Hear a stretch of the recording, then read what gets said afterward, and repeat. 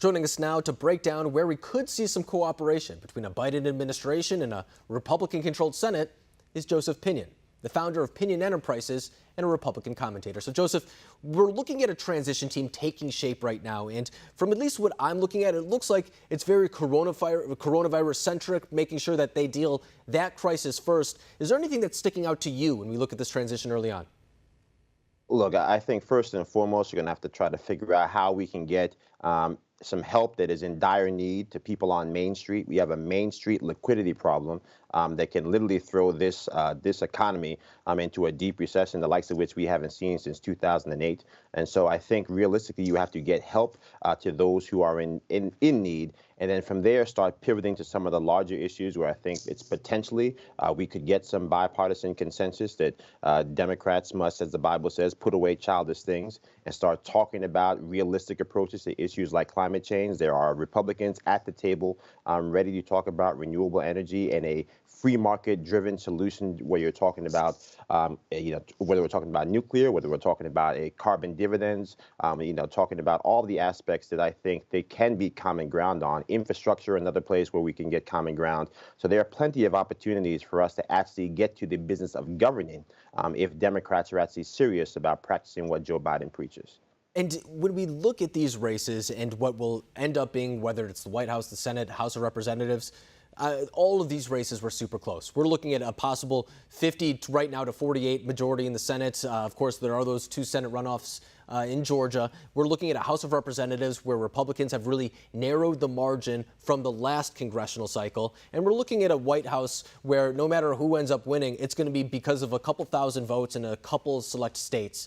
Is there an opportunity for cooperation, or is this nation just too divided in order to get there right now? Well, look, I think to be clear, there is clearly an opportunity to get consensus. I think you look no further than a place like Georgia. The state of Georgia clearly said if the outcome continues as it has been, that they wanted to have Republicans represent them in the Senate and to have Joe Biden be in the Oval Office. And so I think you have to look no further than there to see that America is demanding that we find ways to find common ground. And I think, again, when you look at issues like infrastructure, when you look about providing actual relief to individuals on Main Street, I think there is ample ground for us to come together and get things done. And when we look at an incoming administration, usually they have one type of agenda item that they could really try to push through in their first term. For President Trump, for example, it was the tax cuts. For Barack Obama, it was Obamacare. When we look at a potential Biden administration, do you think that the first step will be something very transformative, like what he ran on during the campaign, whether it's something with healthcare, with climate, something like that? Or do you think it will be something more plausible, something that maybe Republicans can meet in the middle with, maybe a big infrastructure package? Look, I think we spent, unfortunately, 4 years talking about infrastructure with the Trump administration. I remember the first infrastructure week, we had infrastructure week, I guess every 5 weeks was infrastructure week, and we never actually got around to infrastructure.